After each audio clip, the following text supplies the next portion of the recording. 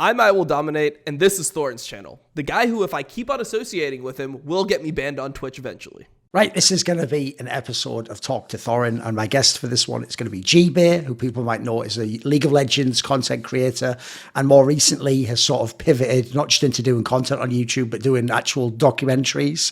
So let's just start there, Gbay. For people who might be more old school fans, how do you actually classify yourself? Are you a streamer? Are you a content creator? What box do you put yourself in?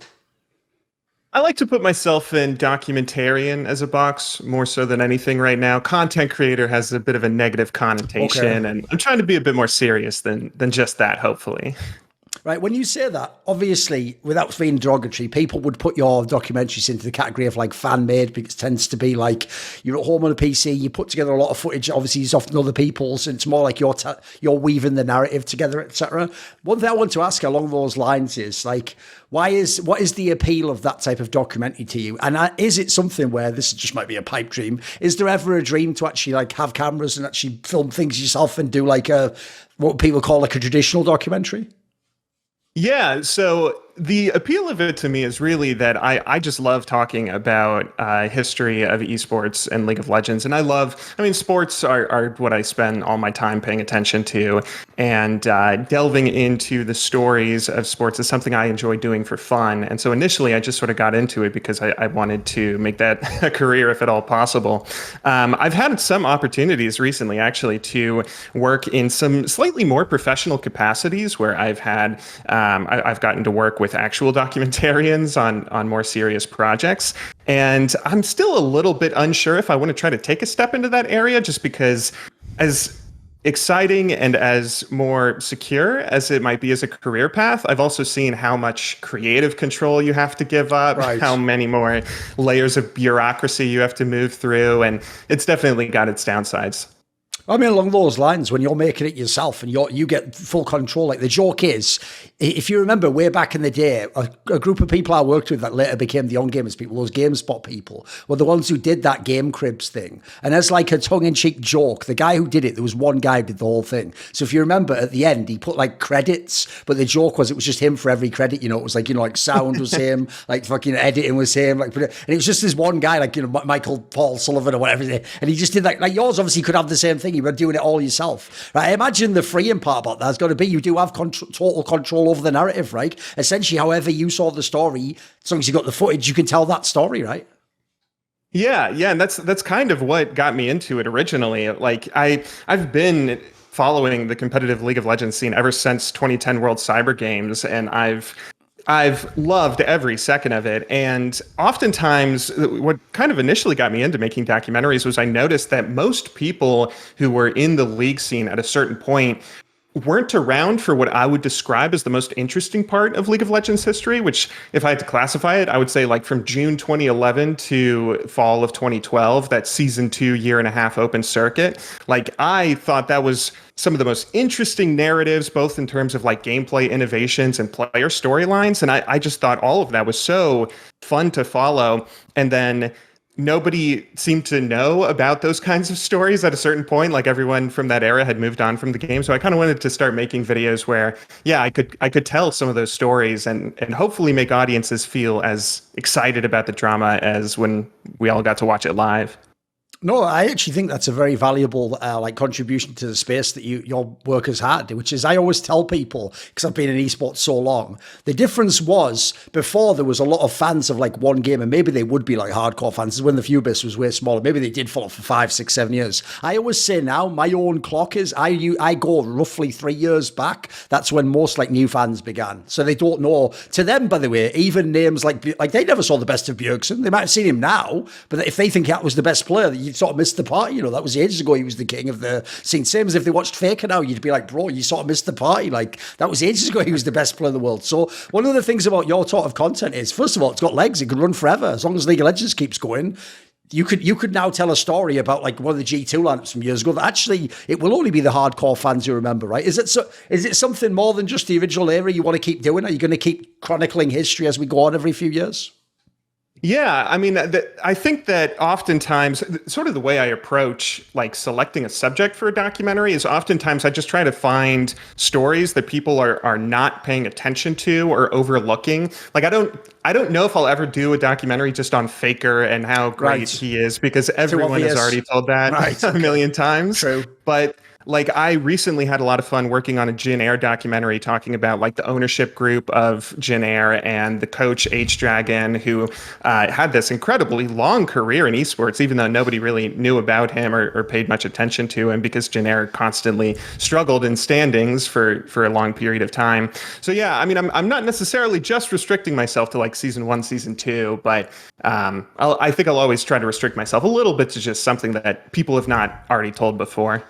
One thing I would say is a defining hallmark of your work, and it's actually what I think separates it from, there's other people in the space try and do similar things, like spoiler, I'm not a fan of them for obvious reasons because I was unofficially in half the videos. Like the Score obviously does similar types of content, but the difference is the reason in the scene some of us who are old school hate them isn't that they're not allowed to tell the story. It's like it's just so cynically done. Like you get the vibe the person doing it didn't properly research it. The joke was the reason they were using my videos is they must have just really Googled that, Fanatics CSGO 2050, saw my video and then just use clip from that. It's like, you guys don't know the story, whereas in your case, I can tell you're actually a fan of the people that you're doing the story about. Like you didn't just pick them from a board, like what would make hits. Like I say, if you wanted to make a video that makes the most hits about Korean League of Legends, you would make one about Faker and T1's Dynasty. You wouldn't make one about Jin Air. Like if you're doing that, it's a passion project, right? So I can tell you really care about the topics you're choosing. Yeah, like I also have quite a bit of animosity for the Score just because I feel like they don't do their subjects justice in the way they tell their stories. Oftentimes, what I kind of call them are like they make book report videos where Right. they get the facts there and they might be accurate and chronological, but they have the passion of a high school book report where they don't really seem to like try to make you feel the emotion. They're just serving you the information, which I mean, some of their videos do very well because nobody else is making content on esports history and some of the contexts. But yeah, I think that oftentimes if you want to like make someone seriously feel like the emotion and passion of a moment in history, you have to care about it yourself and not pick it from an algorithm of whatever's going to do best on YouTube that month.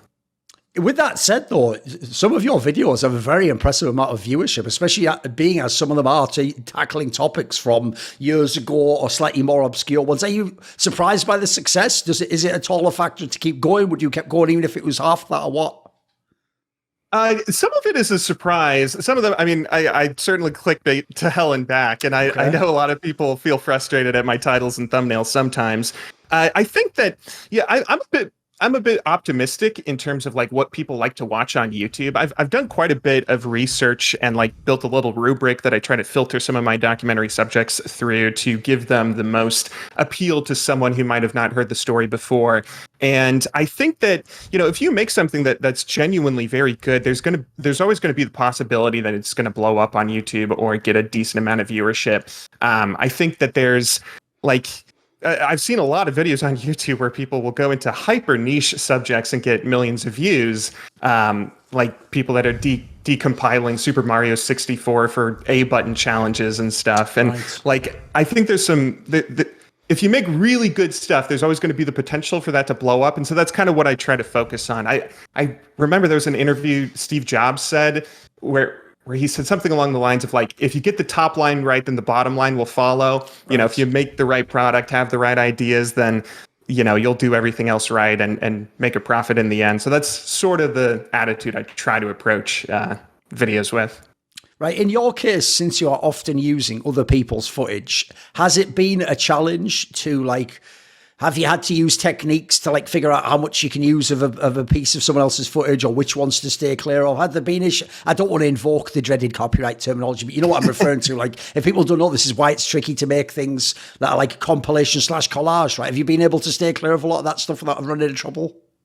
Yeah, so actually, it's funny you mentioned that. I remember when I first started making YouTube videos in like 2012, I think Riot had a thing that would like auto claim any League of Legends okay. content because like they set it up with YouTube just because they wanted to get like data seeing who was making videos about their game. Right. And I think also like left over from when they were trying to like, I think they had an embargo when it was when League was in a closed beta that you weren't allowed to post footage of it anywhere. And so they had like an old leftover of that. But I think that Riot is very generous about gameplay footage and stuff like that. And for the most part, I think that sometimes I try to be somewhat creative with visuals just because I can't find a lot of footage of some of the subject materials I might be talking about. Like if I'm talking about Jin Air, I recently ran into a problem where I couldn't find anything except for some of their gameplay footage, and also a lot of the old OGN VODs of that 3-year period were completely wiped from the internet, and it's just lost media now. So I went and used like Microsoft Flight Simulator with the Jin Air plane in there just for like random B-roll and. It's a challenge sometimes to find footage, but thankfully I haven't really had to deal with copyright disputes or anything like that for the most part.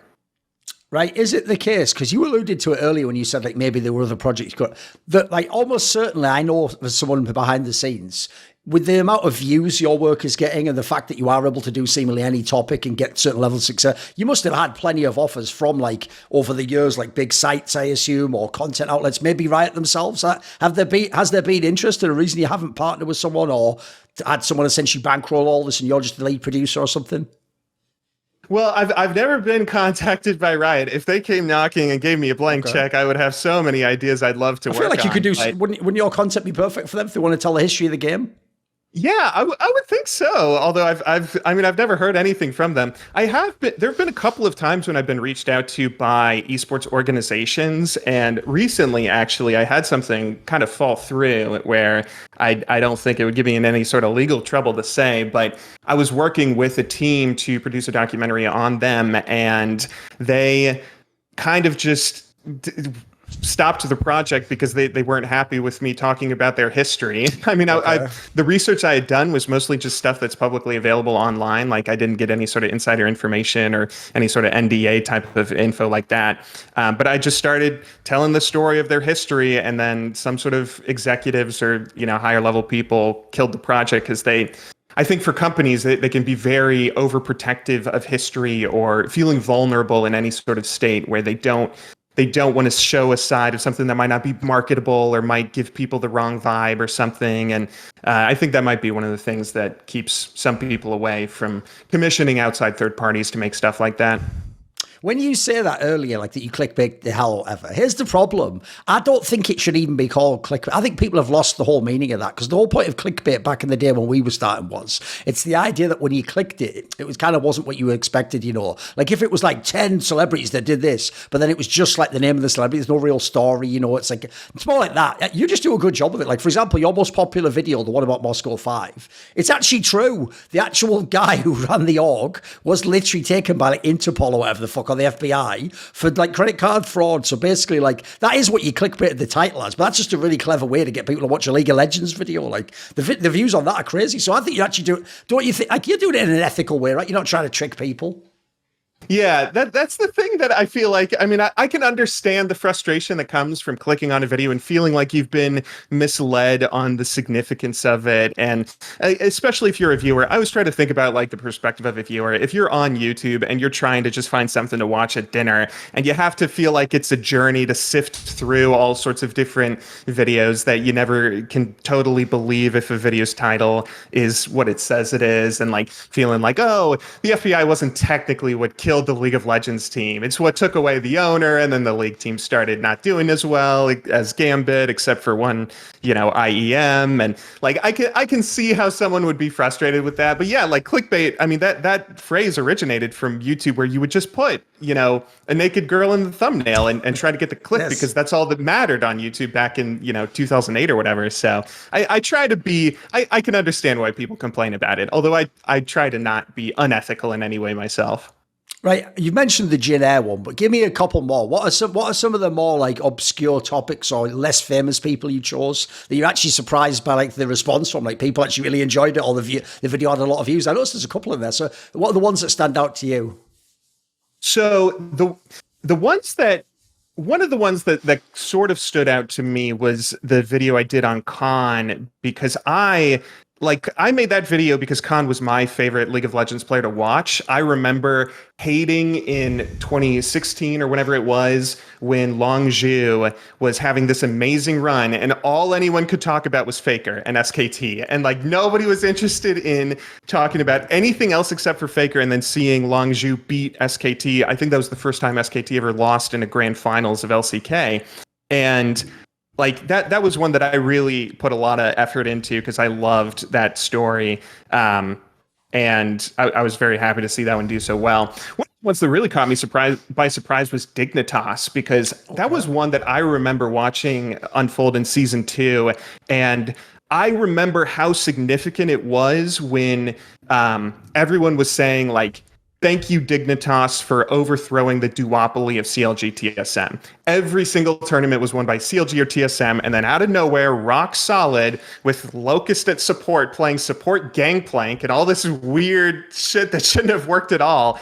Seeing that come out of nowhere and beat all these top pros, that I thought that was like really cool at the time, but I thought a lot of people wouldn't be able to relate to that since, who cares about, I mean, Locust never really had much of a pro career after that. Dignitas never, I don't know if they ever like won a major tournament beyond a period of time, but I was happy to see that one do as well as it did, because that one was a lot of fun to go back and revisit as well.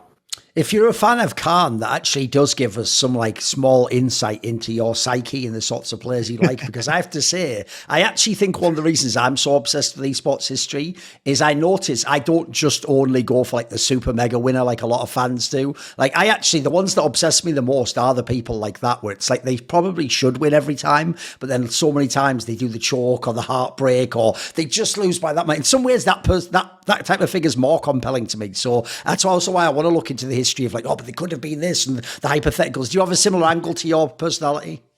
Yeah, so my name, Gbay99, originates because when I was a kid, I was a huge fan of the Green Bay Packers. And the biggest reason I was a big fan of the Green Bay Packers was because Brett Favre in the late 90s and early 2000s was the most fun sports player to watch in, I would argue, any North American sport, except for maybe Barry Bonds in baseball. But part of what made him so fun was that he was not going to win in every year. He only won one Super Bowl, and he threw, just as many interceptions as he did touchdowns. But that attitude of like, I'm going to go out and have fun and either win in this really fun, chaotic way, or I'm going to completely blow up our chances of winning entirely. That's sort of what has always informed my interest as a sports fan ever since being a little kid. I think I was Brett Favre for Halloween a couple of years in a row. So I've always had that interest a bit.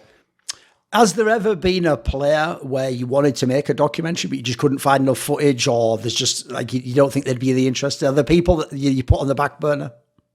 Yes, there's actually one moment that it's not quite because there isn't enough footage, but I, for a really long time, remember. Okay, so in 2011, there was a hack that occurred on the League of Legends forums, for any viewers who don't remember this. And what happened was a person put a keylogger onto the forums, and a Riot member clicked the keylogger and they got the Riot credentials. Okay. So then they went into the NA solo queue and they changed Po Belter's ELO to 9,999, and they changed St. Vicious's to 1. And then St. Vicious went on stream and started streaming at the lowest possible ELO. And I found a lot of like the old forum posts of people talking about like this event as it happened. And I put it on the back burner about making a video about it because I could only find like one VOD of St. Vicious's stream. That sounds amazing, though, I have to say. It sounds epic. Yeah, but then the archival thing for the league forums was like wiped. And so now I don't know if there's going to be a way to recover those, because that was such an interesting thing that happened, but I don't know if there's like enough visuals I can muster up to make a video out of that. Makes it sound like a UFO sighting. Like there's all these like claims, it definitely happened. There's no footage. Like, what? Where's the footage? You want to see it? Sounds epic. That Yeah. does, Thing is, though, aren't you surprised by how many of those things? This is the other thing when people ask, like, why do you do like a story and stuff? It's like the joke is half the time because if I want to see a story, no one else did it, so I just got to do it myself, haven't I? Like, I'd love to wake up every day and see people have done like a feature article on my favorite player or some tournament. Like, if I'd say this is like general advice for people out there who think about content creation, if you know the sorts of people that constantly have like requests, like you should do this next. It's like I want to go, no, mate, you should do that. Sounds like you're really into that topic. What if coincidentally I don't like that player or team that much? Like, I actually think people don't realize like there's a satisfaction, right, in just getting the story told you want to see told, right? Yeah. I think that oftentimes when it comes to like success on YouTube, anytime you see something that nobody else is doing, that is an opportunity for you to make something yourself. Like that's kind of my number one rule for making a video that will find any amount of success on YouTube is do something that nobody else has done before. I mean, at a certain degree, that's like what Mr. Beast does in his super popular Sure. stuff. Like it's very weird and kind of for a younger audience, but he's doing stuff, he's making videos that nobody else has made before. And I think that like it can be, I mean, it can certainly be frustrating when you, especially in traditional sports, if you're watching talking heads on TV and you feel like, oh, you don't know what you're talking about. There's so much more to these narratives that you're not paying attention to. I think that, that's a lot of opportunity for you to go make something yourself. You did a video that, like, I actually thought at first this was like a joke, but it's real. Like, it's actually all just real. There's a video. It's called My Thoughts on Every Single Champion in League of Legends. And this is why I thought it was a joke, because when I saw the runtime, I was like, there's no way. It's actually 4 hours, 50 minutes long, guys. Like, that's like 2.5 Christopher Nolan movies, GP. How did you possibly do a video for 4.5 hours? Yeah, so that video came at a certain point where I was really trying to just challenge myself creatively and try to say, I remember reading something in a book where someone said, like, the way you get better at stuff is through practice. And if you aren't feeling strain, then you aren't practicing. If you aren't doing something that's making you uncomfortable, then you aren't really practicing and challenging yourself. And so I thought, like, what's something I can do that nobody else has done before? And then I thought, yeah, make a 4-hour-long video just talking about everything in League. And that video was a nightmare too, because I had like a $400 DSLR camera I was filming it on that had like a limit. I could only record in 30-minute chunks. And then I would have to reset up the recording and then record some more. And then I had to recharge the battery a million times too. And yeah, I mean, I wouldn't say that video necessarily holds up in its content, but it was certainly a challenge. The other thing I want to ask you about is I notice you seem to have a similar dichotomy I do, which is because you sometimes do just more general, just in League of Legends, the game related stuff, not all just esports, right? That is the easiest stuff to get hits on because obviously the algorithm hooks straight into that. Anyone searching League of Legends or a champion name might get recommended it. But to me, the only thing is, usually that's not what I'm most passionate about. I want to do the esports stuff. So how much do you ever do content where it's like, this is content just because this is like the overlaps there, it'll be have a general enough audience? Are you actually into every topic? Like, do you still do like the more general game stuff, guides, things like this? Are you more into that? Or is it only the esports stuff now? What's the focus? Well, right now I'm really trying to zero in on just like telling stories. I think that's what I find most interesting. And you know, for a long time on YouTube, I first started making videos when I was a teenager. And the idea was I want to have a career in online, like, independent content creation. And I didn't really care like what that was, if it was guides or gameplay. And I kind of just, shifted around to try to do anything I could to make some sort of career. But then, as time goes on, you realize that's not fulfilling. And I wanted to find something that's a little bit more, intentional and make stuff that I'm a little more proud of. So yeah, I don't know. Like I think that I hope at least that just through focusing on telling like really good stories and really working on entertaining people that come to watch my videos, whether that's through esports or maybe something a little bit different, that hopefully that'll always keep me afloat. Obviously, answer this however you choose, but is there a video you made that you thought was the shit, but then it just never got the views it should have, or, people didn't seem to latch onto it like you thought they would? Oh, so I know 100%. I did a video that in hindsight, I recognize like it was not the best video. Like I didn't know a lot about storytelling at the time. And it was during a string of content I was making where I was way too focused on like algorithm, clickbait, that kind of stuff. but I did a video on AAA Against All Authority, who were the runners-up to Season 1 Worlds, and who I only discovered years later ended when Kuja hit Linak and gave him a black eye at WCG 2011. And they were one of the most talented and impressive teams in early seasons of League, like one of the 3 dominant ones in Europe. And I thought, this is the most interesting story, and talk about like early seasons of League, crazy stuff going on.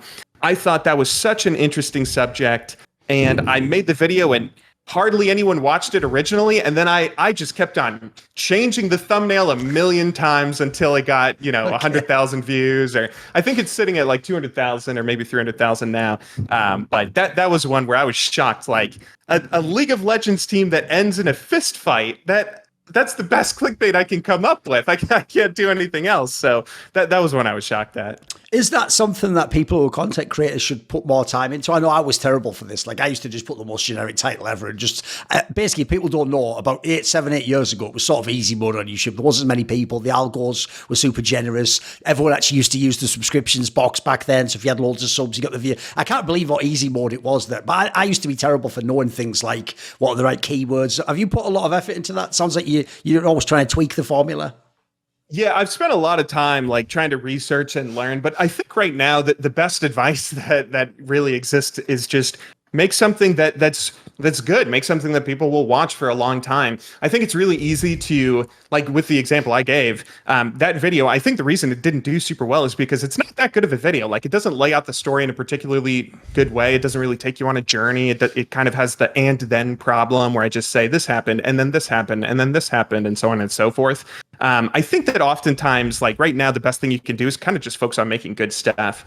But yeah, the title and thumbnail really is shocking how much it can influence your work. I guess the best thing you can kind of do is, you might have an interesting piece of content, but make sure you're framing it so that it's very invitational, that an audience will be able to see it in a recommended or, the YouTube homepage or something, and then it'll catch their attention even if they don't know much about the subject that they're about to learn about.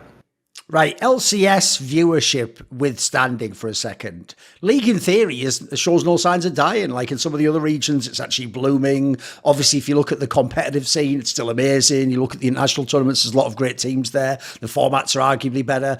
Does it surprise you that League Esports is still going? And if so, do you ever foresee an end? Like, can it actually maybe now just be something like baseball? In like 40 years, could we still be doing some form of League of Legends Esports, do you think? I think that it's hard for me to imagine League ever disappearing the way that like an MMO has its servers shut down.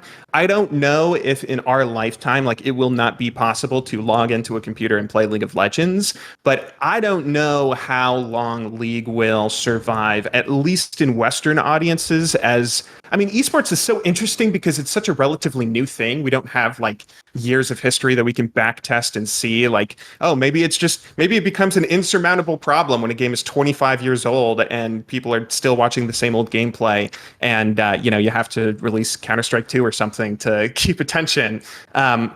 It's hard for me to imagine that League is ever going to be completely gone, and its esports scene as well, but I don't know if it's ever going to like continue blowing up into mainstream success the way that venture capital investors expect it to. Have you had any interesting interactions with the people that your stories and your videos were about? Like, do you think pros have seen them? Have you ever had any fun ones where they made a comment or told you something? Yeah, so I become a nervous wreck whenever a person watches a documentary I've made on them, because I always try to like not interview a subject directly. Sometimes I'll try to interview people to get research for like the history of context, but I feel like if I interview Ocelot and I'm making a documentary on Ocelot, then that's going to make me biased, or I'm going to feel weird about presenting things in certain ways.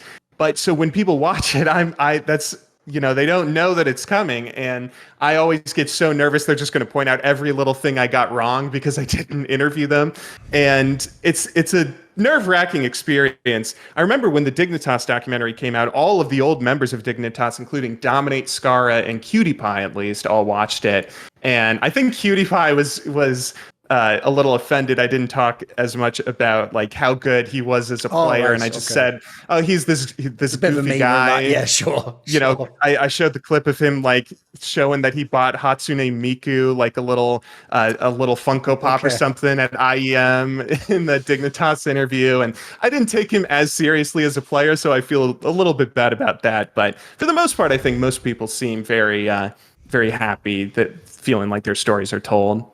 You know, in theory, in the future, there could obviously be someone where their whole gig, they sort of are, but I'm making it seem like there aren't. There could be someone where their whole channel is like the history of the internet and YouTube. And then they could actually make a documentary about Gbay. And it could be like, meet this documentary guy who made fan documentaries about the obscure Korean players in a video game.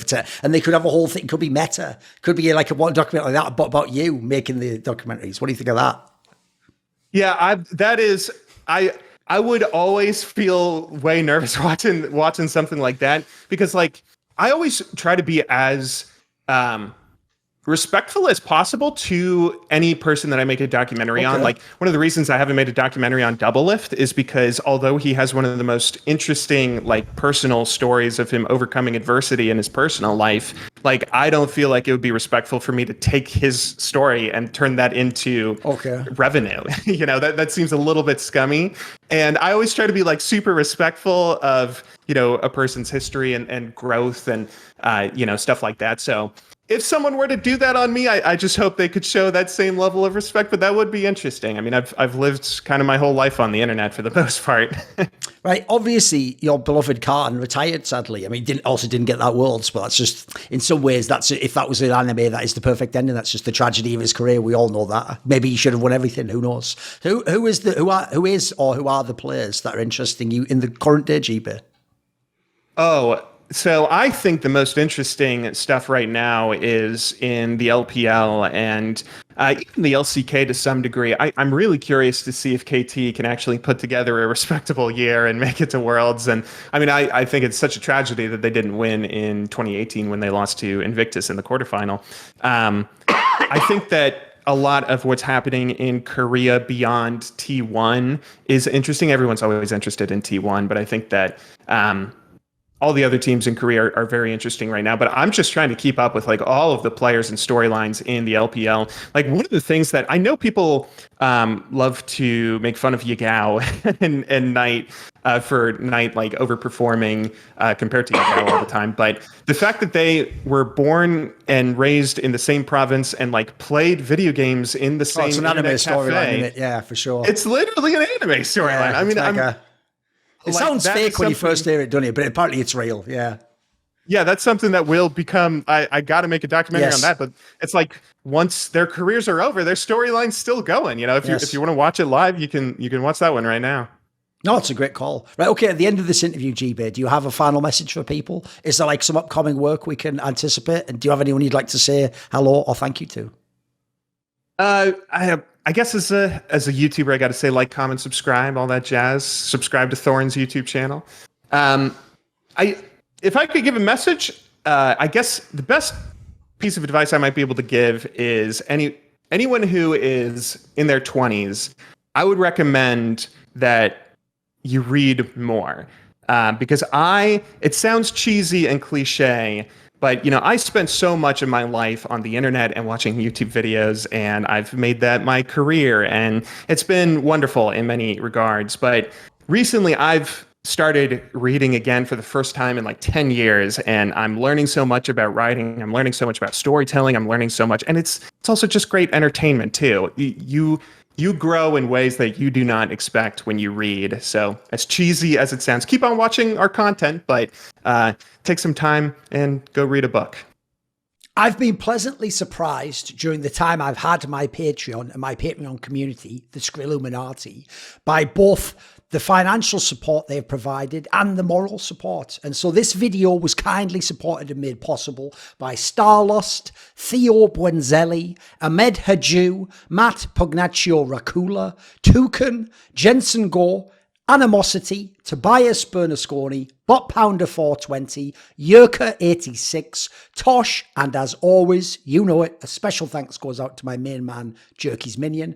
Would you like to ask a question in one of those AMAs where I tend to go pretty in depth? Sometimes they even spin out into their own videos. Do you want teasers to find out who the upcoming guests are for the myriad of interviews that I do across esports? Maybe you want to suggest a topic or a guest? We have a channel on my Discord where you can do that if you're at the right tier. And of course, you could potentially take part in one of those lengthy esports discussions with me about whatever is on your mind in the scene. Well, if any of those perks sound tantalizing, put your money where your mouth is and join the Skrilluminati today via the Patreon link in the description box below.